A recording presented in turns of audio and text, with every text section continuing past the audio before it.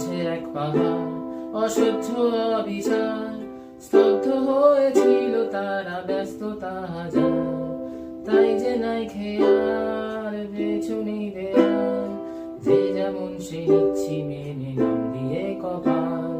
কেউ মরণ অকাল, কেউ ভয়ে কাতর, কেউ বাণীর উপায় অসহায় হয়ে কাতর। আর কবে, আর কবে, আর কবে, আর কবে, আর কবে, আর কবে, আর কবে, আর কবে, আর কবে, আর কবে, আর কবে, আর কবে কণ্ঠ শক্তি পাবে, আর কবে, আর কবে চিত্ত